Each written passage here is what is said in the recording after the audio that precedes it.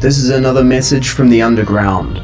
The voice of Free Earth, brought to you by Paul Seils, straight from the source. You are here now with a special purpose to fulfill. And you are not alone. This is it, family. It's up to us. One planet, one spiritual source, in a multitude of forms. Stay human. Protect the planet. Raise the consciousness. Hi guys, Paul Seils. Thanks for joining us this week. In our series of Actualising Independence, we're going to be talking about the rejection of independence with Jason Reynolds. Hey, Jason, thanks for joining us. Thanks, Paul. Thanks for having me. Look forward to it. Yeah, it's great. So we're into episode 2, and I think we're just going to get back to recreating the concept of what independence means again, and there's a lot of subjective interpretation about what independence means. Can you just bring us back to what independence is for you? I suppose everyone has their own understanding of what independence is, but ultimately at a deep level, it's the honoring of our own individualization, why it is that we exist. It's to recognize and honor that as an individual, we are beset upon our own self with unique capacities, characteristics, and skills that exist within us that exist within no one else. And it's the pursuit to understand and then learn to express that in a way that is true to you. So this is not about standing up with a flag and saying, I now claim this land. This is not about the dictionary idea of independence. This is about coming into a deep state of presence and audience with our own selves to honor what it is that we are, through a state of maintaining and directing our attention to the center of what we are, to become present to that.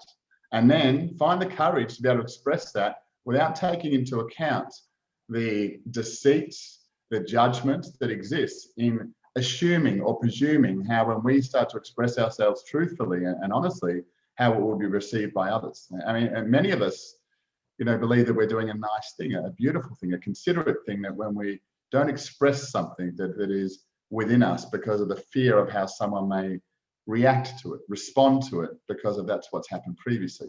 This is a deep-seated level of ego and judgment. It's not consideration at all. It is to suggest that someone was the same as what they once were, is that people around me don't have the capacity to grow or to expand and to be able to deal with anything that's opposing them and have any sort of resilience. This is where we take away from people and this idea of being nice and considerate of other people's feelings as they continue to acquiesce themselves into being like everyone else, rather than finding a real truth and courage to be themselves. So to me, that's a significant part of what independence is. It's not as much as it may be, as we said last week, as an approach towards what we consider sovereignty, the independence from any other entity, to be able to express yourself without bias. True independence is about being responsible for the significance of what we are.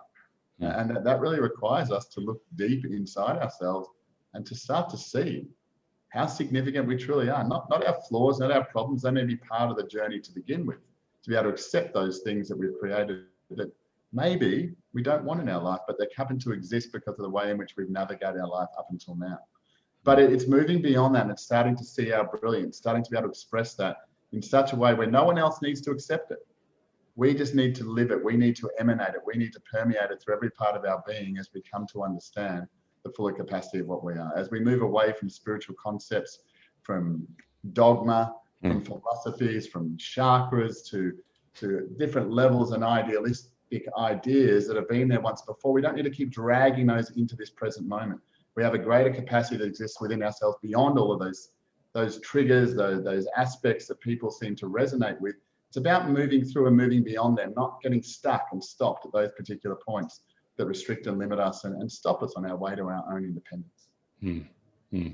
That's beautiful. And the thing is as well, Jason, I mean, that sounds amazing hearing you talking about it, but living and, embodying that seems to be the challenge in and of itself, as we sort of get squeezed a little bit. Like it just occurs like a collective and an individual squeeze that's sort of happening at the moment, where all the fears and the anxieties and the pressure and You know, I know for myself, like experiencing a lot of time pressure, and that feels like, particularly as we're coming towards the end of the year, there's a lot to be done and there's a lot of time constraints and that sort of thing. I've not found myself being the embodiment of those things idealistically. I get them on a conceptual level, but I have a tendency to sort of struggle with the embodiment of the implementation of those concepts.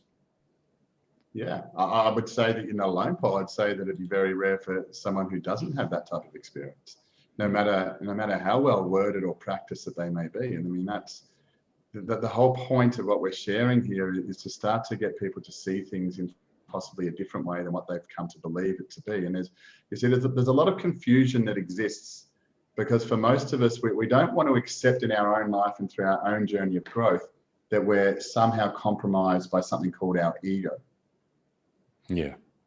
Now, you know, one of the greatest ways to start an argument with someone, especially if they value the capacity of their own journey and where they've got to and their own form of liberation, is for them to be identified as being in their ego or of their ego. I mean, someone who's in their ego is obviously going to be triggered by that particular fact. When someone is not in their ego and they are maintaining a state of their own being and their own truth, they accept that they're in their ego because they want to improve, they want to express, they want to understand.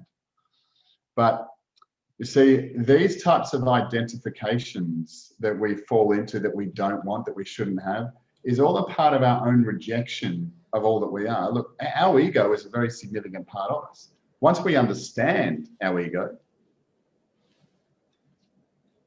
we as individuals can start to work with it. We can start to rise above it. The ego is one of our greatest teachers. And the thing is, if we can start to understand the compromises that we go through, like the beliefs that we maintain, that I'm not good enough, that I won't get there, that other people are more lucky than me, it's who you know, not what you know, and all of these types of ideals, they exist in a state when we're not present to our own self, that we start to buy into beliefs that other people repeat, experiences that determine those beliefs, places where we don't choose to back our own self, which is self-belief. And therefore we create these stories, these scenarios that suggest to us, which keeps us comfortable in not actually expanding or exploring ourselves beyond what we already know. So fear and anxiety, it's about understanding where it is that we are coming from as an individual. For me, that the starting point, you know, must be to look at the world around us in a way that it supports us, in a way that everything is currently perfect. And it's to consider, well, if it is perfect, why am I now experiencing this? Because it's all a lesson, it's all a learning. And a part of that experience is to enjoy it, to have fun with it. But if we continually believe that things are here to oppose us, that there's some sort of challenge that we have to work through, we have to work on, we're missing the point. The truth here is about a journey. And in that particular journey, to understand what you said there, anxiety. Yeah. Anxiety, for example, in support of an individual, if they choose to see it this way, is when we choose to move into a space that we have not before. And we are gifted when we are received, when our body becomes present to that moment, because it's new.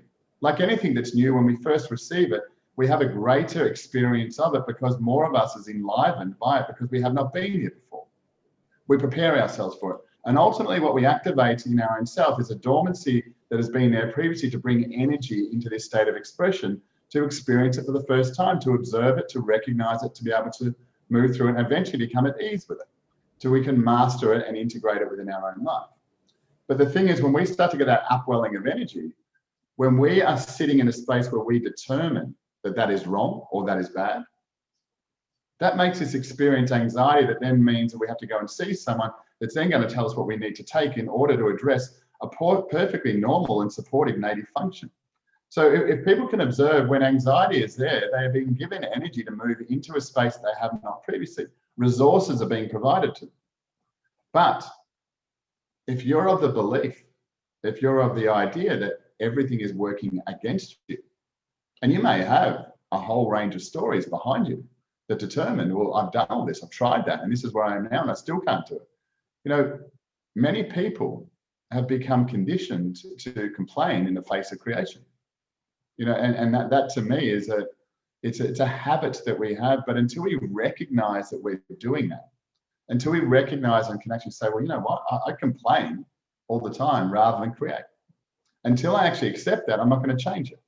If I continue to look outside of myself and say that what they have done to me, what the government is doing, what they have not done, what my partner did to me, what they have not done, what my parents, child, whatever it may be, has done or not done to me, I can only maintain a conversation of complaining. And what I do, and I'll be very good at it because I can manifest, because we can all manifest exceptionally well, is I'll find other people that will support that. And anyone who doesn't support it, I will make sure that they realize that they have hurt me and that is wrong and they're not allowed to do that. I'm going to take away their independence because they've got to start to buy into my pity, to my sorrow, to my complaints. Now, this is not to say that at any particular point in our life, we don't go through challenges, that we don't go through sorrow. We definitely do. We definitely go through moments of pain. But in the seeking of our independence, what we are there to let go of are those things that have become a part of our life that do not serve us. Other people's ideas, other people's energies that we take on in sympathy. When we go to release them and let them go, that can be quite painful for us. You see, we absorb so much from the environment around us. When we are growing and we're learning to grow, we are so open. If we don't know how to protect ourselves and maintain ourselves energetically, when we are growing and opening up more to life, we become equally as present to those things that support us, to those things that do not. Our ability to be able to discern what to take on and not take on can cause us to become present to things in our life that are powerful but oppose us. So when we actually grow and we start to take a greater account of ourselves, and at some point in time where we decide to let go, and we liberate ourselves, there is a definitive pain that is associated with letting go if we do not understand what is happening. As we let go and release those things that have been familiar to us. I mean, for all of us, we have a certain romance when we're leaving a job or a relationship that has been destructive to us. There is still an aspect of us that feels uncertain in the releasing of that and the romance and, of that thing now not being a part of our life. For sure, there's a happiness as we see it being gone, but a greater aspect of that is in the releasing. We do feel a pain in the letting go in the space that's created. Yeah. Well, I think it's interesting, and that's why we need to have these conversations at the moment, because a lot of people are getting caught in the conversation about like what's happening or what's potentially happening or what might be happening. And I think it's interesting that we're having this conversation into this space at the moment as well, Jason, because a lot of the people that are our followers and listeners and that sort of thing are primarily drawn from different backgrounds, including, indirectly in some form some way, shape or form in relation to activism. And, that might be based on something that happened to them at some point in time or something that they feel it's an injustice. And it's going to become a huge wave that's coming through. Some people have experienced trauma at different points in time. And that's what sort of perhaps triggered them and spurred them into that space for them to stand in opposition to any of the injustices that may be occurring or potentially might be occurring. And I think that's the thing as well. I know that sometimes at different times in my life, I've found myself like getting caught in the fight. And that can be a bit of a dangerous dynamic of putting too much. They're already taking enough energy and attention as it is, let alone contributing any more to it. So I just want you to maybe speak into that space for people that have had or experienced that trauma or injustice previously, and what inspires them to be stepping into the space, not so much with just what's happening within Australia, but also what's happening all over the world. And you've got different facets. You've got women's rights, you've got gender rights, you've got the stuff that's happening with geopolitically in the world at the moment, sexual abuse, child trafficking. There's a lot of people doing a lot of work in that space, in those spaces, and to be able to bring some context to that and It's a bit of an art form, and I find myself challenged by it many times, to be able to walk down the middle between the duality of like having an awareness of what's happening or potentially happening, and not putting any more attention on it than necessary that actually ends up contributing to it, or perhaps making it even giving the issue or that dynamic even more power than it needs to necessarily have. Yeah. Yeah, absolutely. I mean, and I suppose that's there's no rush, I suppose, is a big thing. The patience is absolutely required. And I think it's a tendency that a lot of people put pressure upon themselves when they first of all come present to some wrongdoings in their eyes that other people are doing, that they then I need to fix this. And there's a nearly like a coming to God moment when someone first finds their own true self, and they want to then go and share it with the world as if it's this great new awakening within themselves, that they've but ultimately found something that's, you know, despicable and evil, and, you know, in all its forms. Yeah. This is not going to be changed by screaming and shouting, and for sure there's an element of the releasing and the letting go that is assisting. But, and as cathartic as that may be, what we need to be present to is the greatest thing that we possess is our attention. And that is most evidenced by the lack of attention that we've placed on certain aspects of life and certain expressions of life, where we have now suddenly become aware of these pains and these, let's say, supposed problems or wrongdoings. So what is important, as you say, there's a lot of people doing work in those different areas. The very nature of the ego, or the limitation of our own self, is about separation. So when we start to identify things like gender, when we start to identify things like race, when we start to identify any sort of the ists and the isms, it's these particular things, as soon as we start fighting for them, we're fighting against the very nature of our own independence. You know, to start to become so beholden to the way in which someone wants to be spoken to, or the way in which we can speak, you know, it is ironically doing the same thing where someone else wants liberation, but you're not able to have your own liberation the way that you choose to express yourself. You know, and it's fine for an individual who wants to have a certain sexual persuasion, to have a particular identification for themselves, but that's not for anyone else. That's for them. I think the big part here is when people have had ideas and they've inflicted them upon others is where the problems start.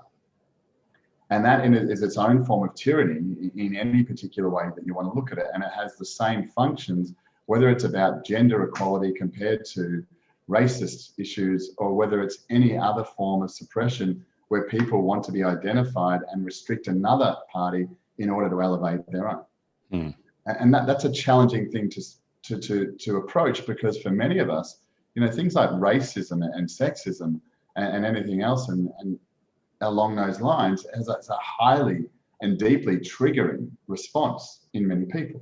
Yeah. When we saw someone like Pete Evans, what happened to him recently, and people that have no idea of the concept of that particular individual are making bold judgments about that particular person, what they meant, what they said, and what should happen to them because of that. And they're vile and evil, but they pretend to be there fighting for the rights of what they believe and non-racial oppression, which the idea of Nazism, you know, brings into society. Yeah. So the thing is, we as individuals cannot control anyone. We have no control over anyone. We only have control over ourselves. And for some, that's a difficult concept to consider, because we see ourselves as so meek, so insignificant, and so small. That's where the problem begins. You know, there's some cute words that exist around, you know, that it's only ever a small group of people that have changed the world. You know, and it starts with one individual. Every journey starts with one step. But the thing is, if we keep those as a fantasy rather than a reality, we don't look to understand and discover what it is that we can create, because what we are opposing has been created by someone else. The worst thing that we can do is fight against it, because as you said, we are just two idiots in the conversation that we see that the problem is there, because we are just opposing what exists, and we exist because of that. But if we can be aware of someone else's expression and the repression that that's creating in the environment around us. We don't need to go to that individual to tell them that they're wrong, that they shouldn't do that. What we need to do is to direct our own energy into creating what it is that we believe will be a higher expression of that, where what we create, what we are inspiring, what we want to bring about is something that makes that other thing that we oppose to be non-existent. And you know what? There is a certain dynamic that exists that some people are benefiting. Some people are wanting that thing that you so desperately oppose. You need to allow them to have that particular choice, to go through that, to find their own growth and their own expression, as tragic as it may be for you. For many of us, what we're avoiding is our own capacity to create. And we will do anything to avoid ourselves. We will separate ourselves from our partners, from our family, from those things that we love, rather than approach our own selves at a deep level. I mean, this has not been just true now. This is becoming more evident now as people are being presented, like you said, squeezed into their own space to look at what it is that they've created. Yeah. As we start to judge what's going on out in the world, we cannot help and we cannot escape but see what is going on in our own. Yeah. Because as we start to see these tragedies that are occurring and we bring attention to them, we are seeing how those same things are playing out in our own life. And it's not by mistake that we see certain things occurring in the world around us, because they exist within us.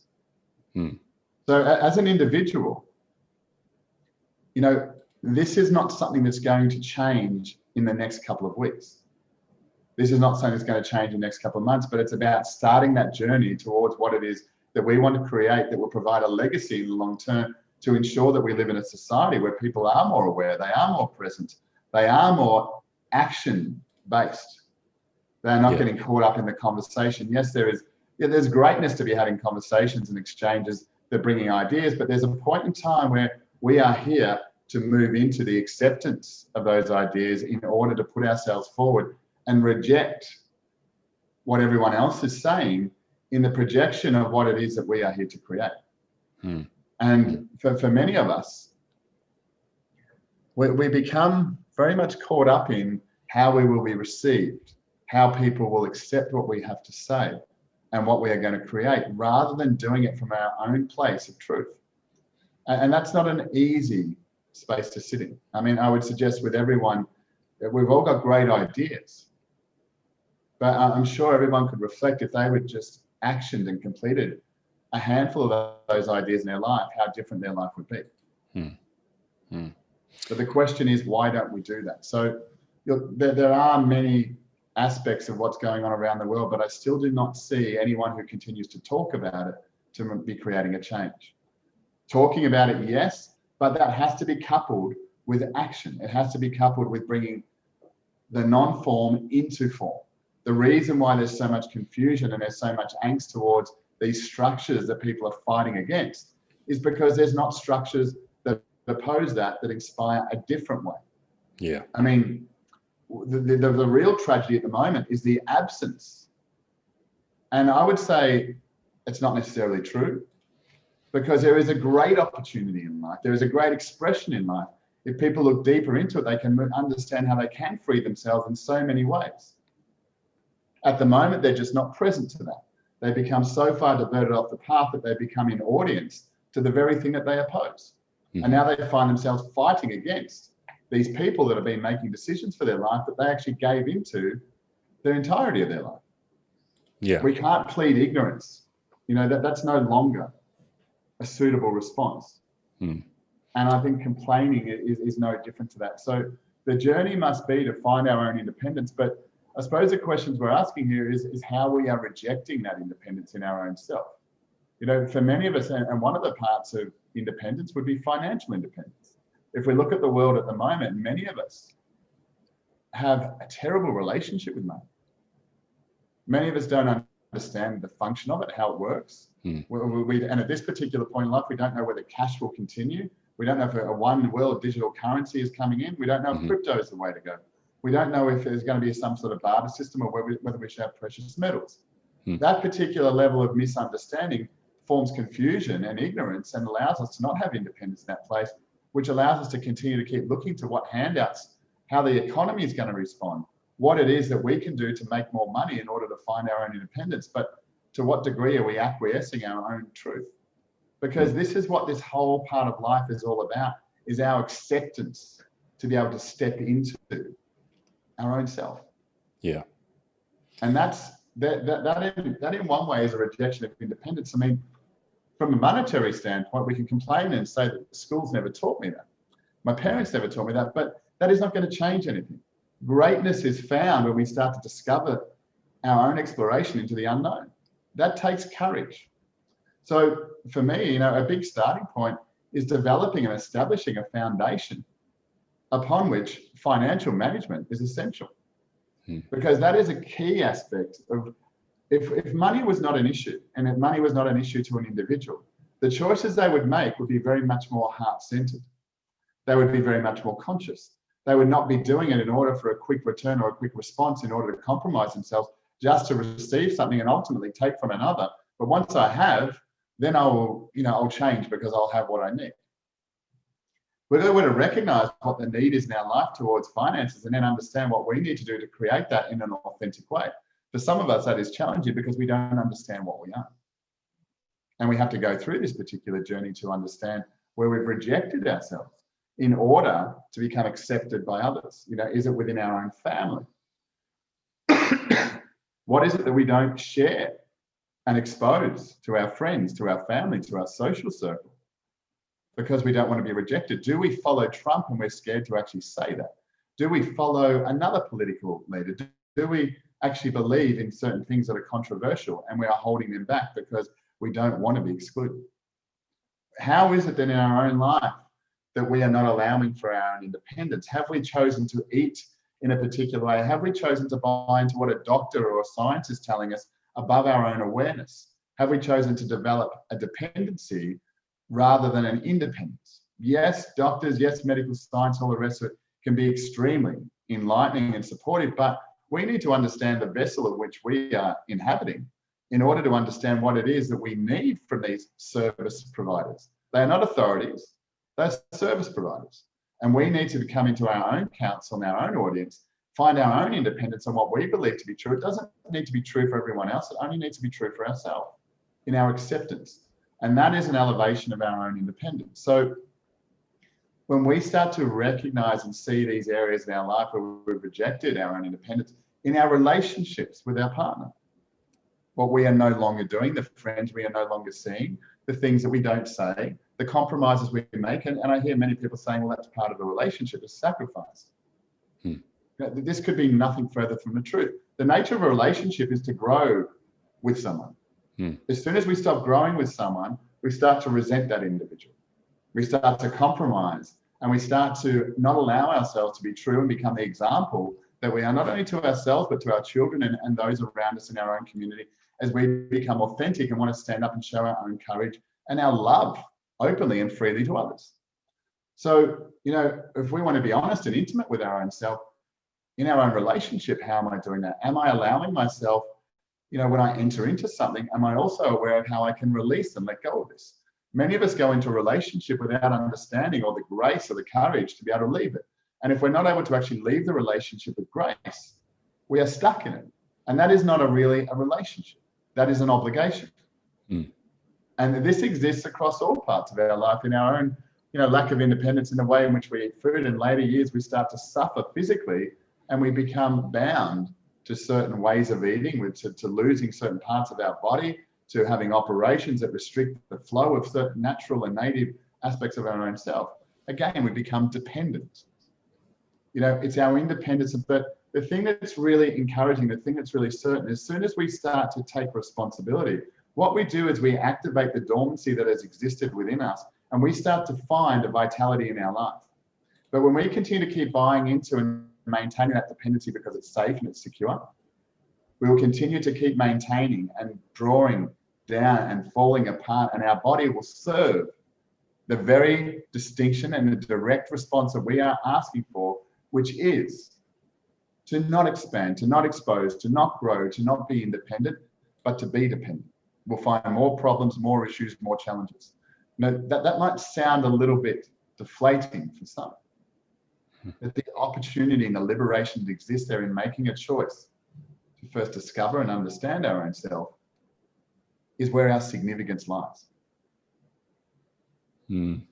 Interesting. I think the thing is as well, Jason, the thing that comes to mind, even in relation to independence or the rejection of independence, I know that there's a lot of people, and I know for myself at many times, it's been becoming fiercely independent and creating the concept that we don't want anything, or we don't need anything. We don't want to feel obligated. We don't want to feel any of those sort of senses of responsibility or obligation or commitment, etc. So I think it's there's also a converse position there as well, about people being fiercely independent, but not necessarily from a place of choice, but as a default setting, or coming from a place of not wanting to engage. Yeah, I mean, this I suppose comes out of the conformity thing as well, Paul, that we're supposed to all be the same. That you do see people that are vibrant in life and that have this way with people that, it's like a Simon the Likeable, that people see them and, a spark comes off their tooth, and it's like, wow, they've got something, some je ne sais quoi, whatever it may be, that people are attracted to those individuals. And for many, we can judge ourselves by looking, going, what is it that person is like? I just don't see it, and I feel I'm a good person. Yeah. For many of us, it's like a lot of people have become awoken through certain aspects and trauma in their life. But the challenge has been for those individuals is, as they awoke maybe 10, 15, 20, 30, 40, 50 years ago, or maybe they came into this space already, is the ability to be able to create into the nothingness.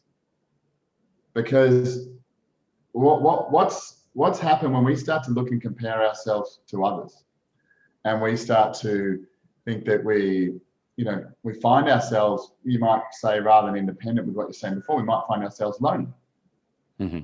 And loneliness is, there's the word alone, which to me is, alone is just misconstrued. It actually means all one. And being all one is coming to accept ourselves. And the challenges that we have as individuals, when there's more of us to accept, when we are somewhere off point with what it is that we are here to express in our own life, when the further degree that we are away from fulfilling our own space, our own expression in our own life, the less understanding and acceptance we have of ourselves. There's something there we're confused by that we want to be able to project and move further into. Now, if we continue to deny that, we are putting out energetically a confused space where we don't even accept ourselves, but yet we are looking for others to do the same. So for some of us, they come into a place where they're predisposed and accepting who they are. And in some part of that, it means they don't need people around them because they're fulfilled in their own space. But for others, they find resonance with other people around them because they do accept who they are, because they are at ease with who they are. They don't need to project or put onto anyone else what they think should be right or what they should be doing in their life or any obligations that they may present to them. So it is a challenging one, and I heard you mention before, but the obligations that may come in certain relationships. There is no such thing. There is no obligation. There is an offer made. It's what you choose to receive. If you believe that to be true and you find yourself in obligations with another, it's not true. It's something that you've created yourself. If someone has said to you, I desperately need you in my life, that's up to you to accept that. And the more present you are to yourself, well, yes, I can be there for you, but I also need to serve myself. And these particular aspects and obligations that people will put forward as excuses, it's always towards our inability to accept what we are. And I believe that as a truth, who's ever actually been explained a definitive way on how to navigate what they are to come to an understanding of it?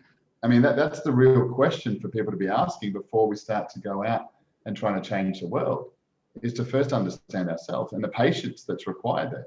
It doesn't matter what age you're at. It doesn't matter if you're 15, it doesn't matter if you're 65.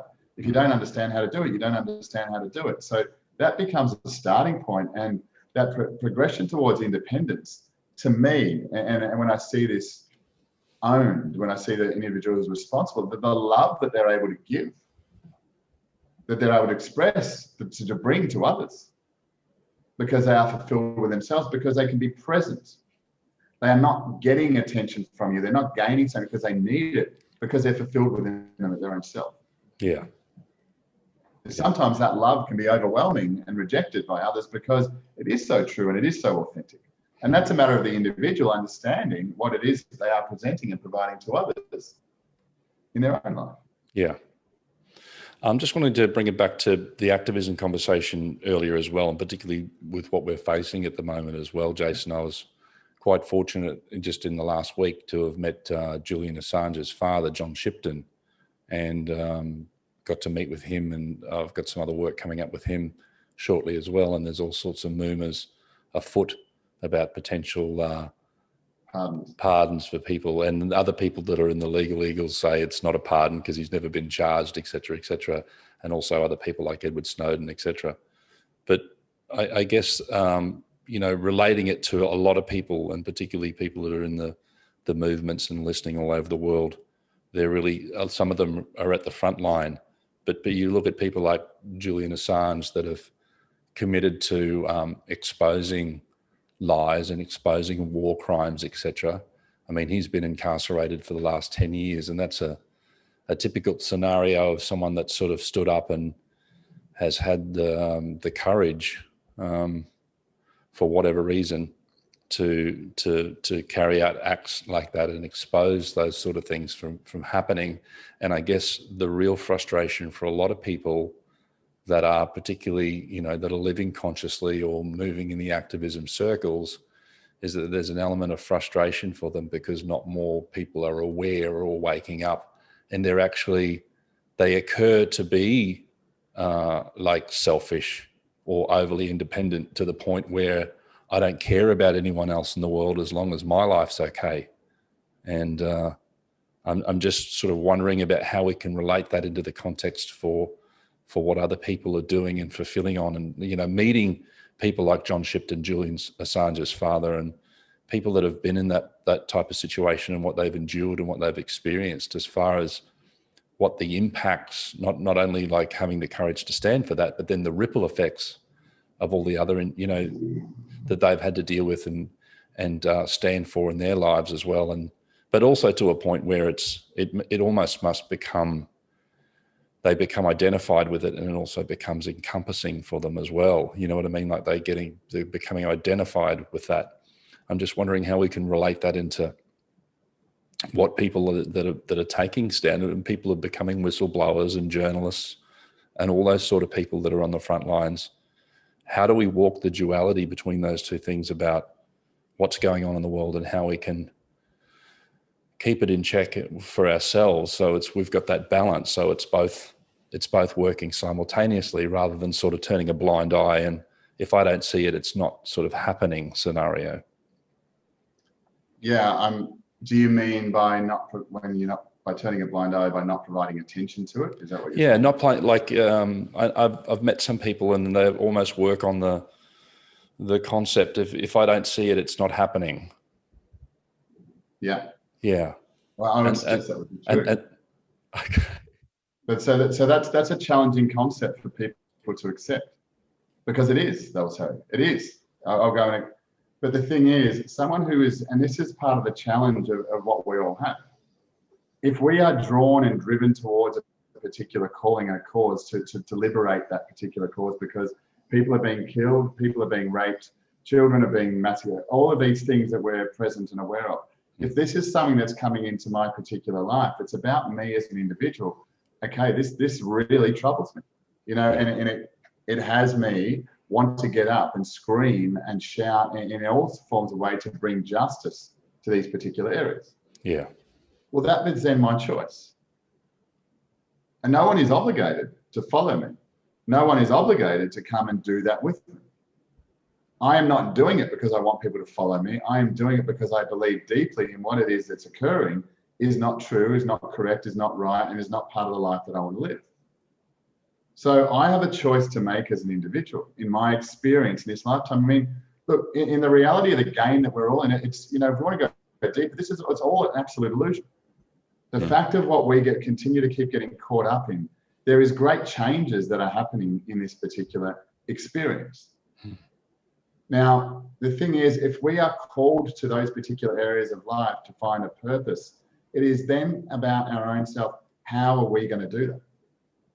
And that is about taking the time of how I want to express myself.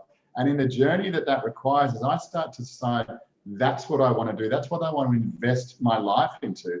Yes, there'll be decisions to make. I have to decide, where do I want to now live? Because it's not suitable for me to do this living in this environment. I might have to decide that I'm going to compromise the money that I have and my financial situation. I might compromise my relationship with my children. I might compromise a whole range of things. And these are the challenges and the tribulations that we need to find a solution to individually in order to be able to do that and to fulfill that. Mm-hmm. And then out of that innovation, we might start to work out, you know what, I'm not the only one like this. So every moment I'm sitting there complaining rather than creating something, I could be creating a platform which brings organization. As I was saying, started to say before about, you know, people that have awoken earlier in time through trauma, through experience, through whatever it may be, the difficulty for them is accepting their level of leadership and being able to move forward to create a void behind them that people can now move into. What's happened is a lot of people have woken up and are, you know, screaming blue murder with all of these New World Order and the terrible things of the Zionists and blah, blah. The same conversation was going on 50, 60 years ago, 50, 60 years before that, hundreds of years before that. It's a continuation. What's happened now is a compression of the line between communication. You know, we've got the internet now, which allows for that to seem like it's happening so rapidly and more significantly. It is no different. It's a cycle that continues to keep playing out. And if we live in our own ignorance to believe that that's now just getting worse, we're just now becoming more aware of it because, you know, we can communicate that across the world in a millisecond. So it's about our own calling and activation of our own self and the expression of that authentically that is most important. I will not be bought into and not caught up in any idea where someone said that they are troubled or challenged by the capacity of what they want to create, rather than their capacity to actually go and create that. No one said it was easy. We can make it as difficult as we like, but through our own elevation of our own self and the developing of our own expression, we are going to go through places in our life where we have to let go of what once was in order to accept what is now coming in. The very nature of releasing. I mean, the word in itself, it's when we release a relationship, it's not the end of it. It's the start of a new one. If I was friends with a particular person and I now see that I need to release that particular person from my life, that's not to say that I'm not going to have a relationship with them soon thereafter, or I might be releasing the way in which the foundation of that relationship was occurred or is existing so I can create a new one. And for many of us, we have not developed the capacity to be able to let go of those things energetically, the emotional triggers, the things that bug us, the things that shape our life that we don't understand and we keep fighting against and avoiding in order to find some peace in amongst all the confusion we've created. So, look, it might not be a rosy picture, but the truth is the truth. We as individuals are here to express ourselves through a stimulated and engaged state. That is different for each of us. For us to judge the way in which someone else does something, as wrong as it may be in your eyes, is not your place. But in order to create a level of inspiration where your path becomes so obvious to you because you've taken the time to actually move through that rather than spending your time taking pot shots at what these bad people are doing. Yes, they are there. And if that's a part of your life, if you are an activist and you're as an activist is creating a movement to bring people into a place to create things beyond that, amazing. But if the purpose is to get in a group of 15, 20, 50, 100,000 people and complain about the next conspiracy and be an alternative news source, well, good for you. If that's what is sustaining you, but if there's not progression, if there's not change that's being created, if there is just an observance from a point of righteousness about what is wrong with the world, you're not doing anything.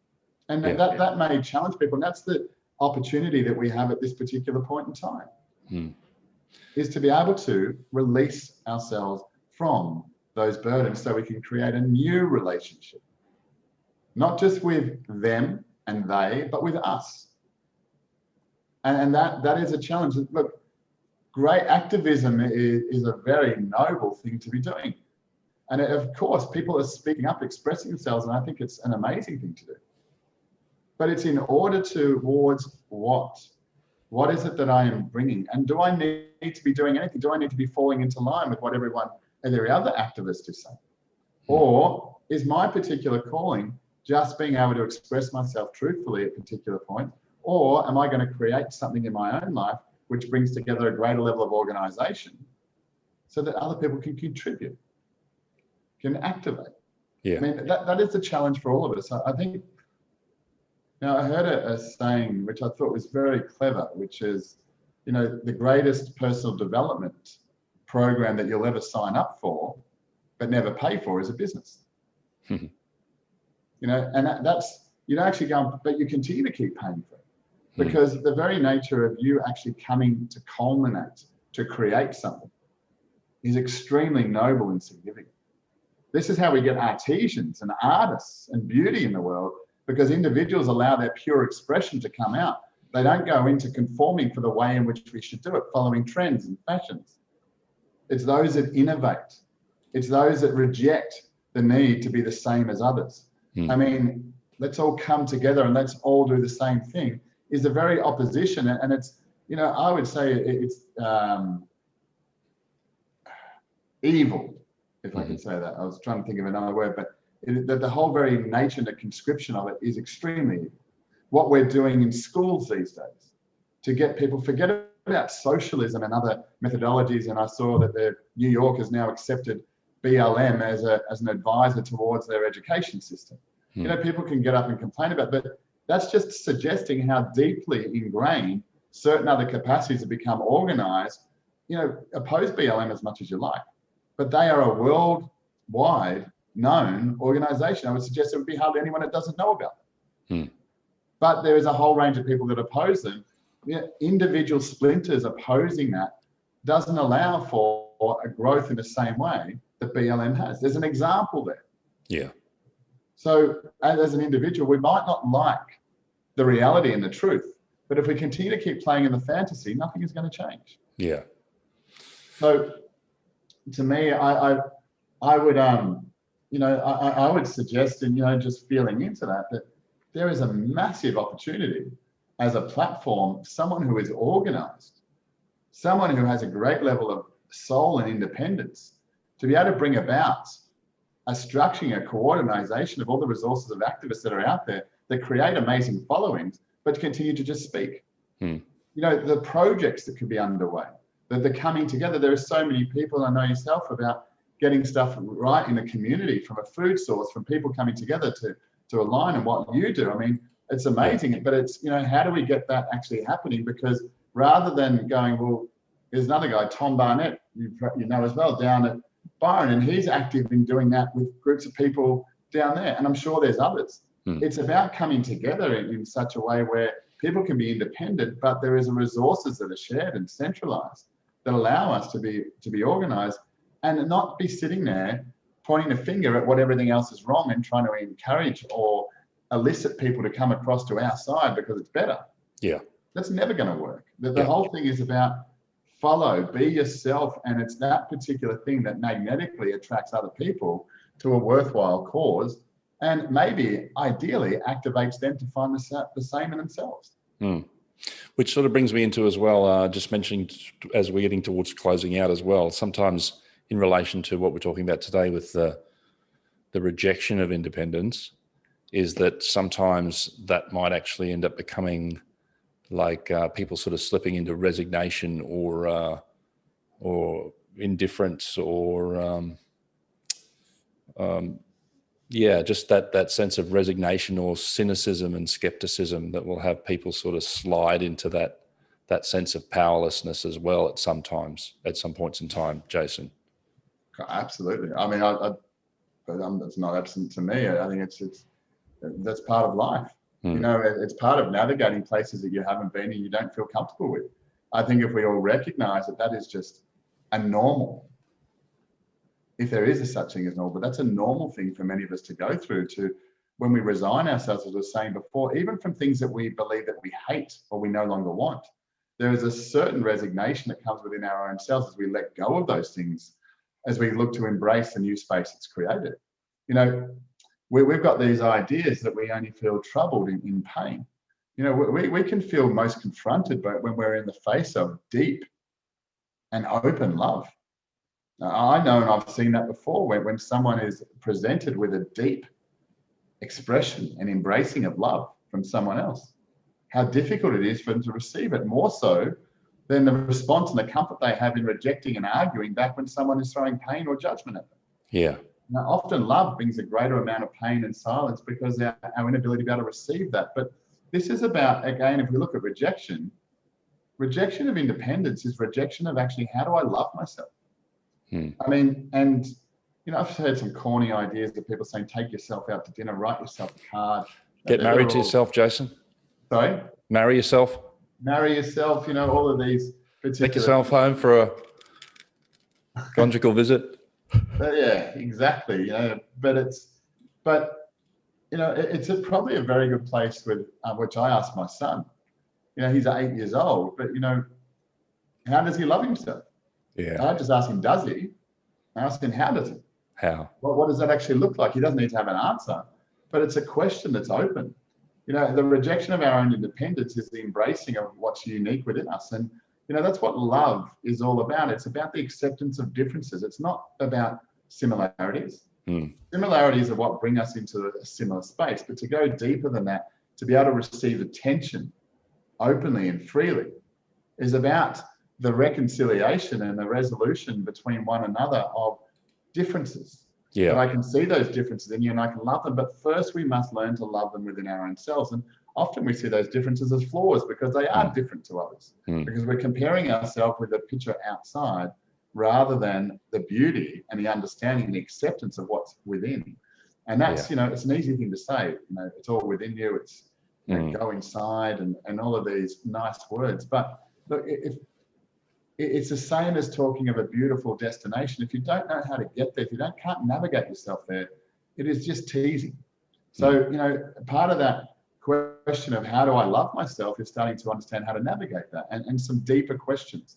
I would, you know, to me, there's something that I have online, which I believe is really something called a simple approach, which is on our YouTube channel. And that's something that anyone can go into at any particular time. And there's a practice in there that's around writing. And writing to me it's impossible for an individual as they're writing from within themselves to be disconnected from themselves. They are coming into a state of intimacy. You cannot think different to what you are doing when the pen is hitting the paper. It's what is coming through you. It might not be lovely or beautiful. It's not intended to be, but look at that practice. You know, if you want to start to come into your own audience, if you want to come into your own authority, and you want to start to make choices for yourself, find practices that allow you to create, to be able to simplify your life. Look at how much in your life there are so many things that I feel responsible for that allows me to be able to be very thin, very surface level in my expression. How many areas of my life am I allowing to have a depth? And how many parts of my life are all contributing and serving a greater expression of me? How many different roles do I play to my family, to my friends, to my lover, to my children, to whatever it may be? What parts of me do I continue to keep disowning rather than being able to not reject what I am, but come into a deep state of acceptance that my life, my work, my creation, my love is all towards and through one thing, being my integrated vessel at a quantum state. Beautiful. So just as we're getting towards closing, is there any, like we're talking about the rejection of independence, anything else you want to leave us with in closing before we close out today? I would say rejection is one of the things that I would say a greater percentage of everyone in this existence struggles with, that we become limited by because of our fear of how we will be received by someone else. It's something we can never control. I had a conversation earlier about control. The only thing that we can control is our own self. And that takes practice. The intentions to control someone else is where rejection will be found, when we want someone to love us more than we love ourselves. We control the way in which people interact and receive us by the way we receive ourselves.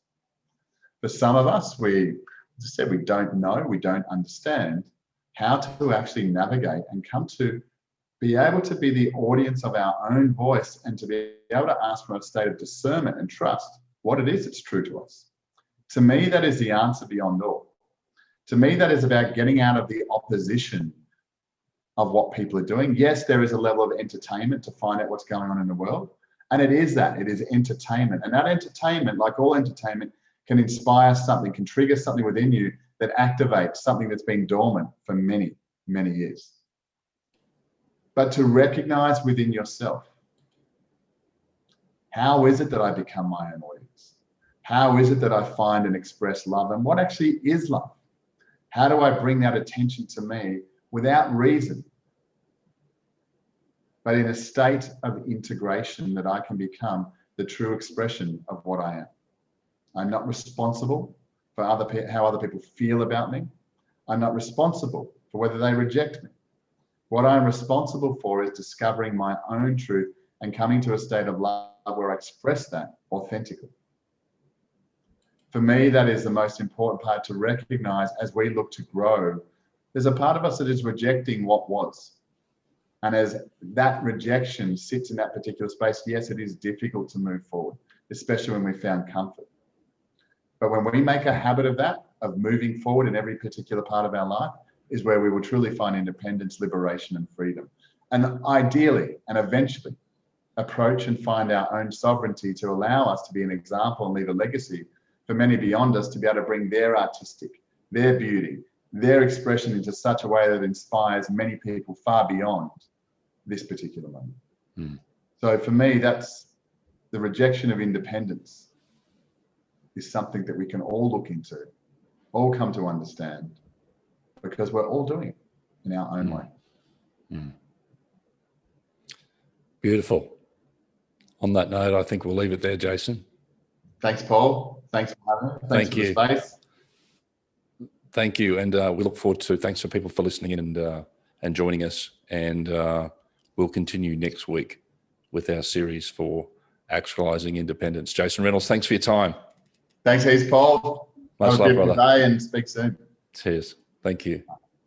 Thank you for listening to another message from the underground. Want to know more?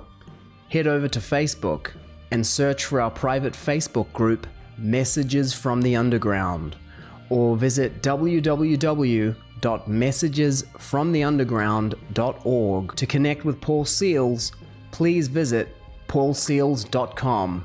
Stay human, protect the planet, raise the consciousness.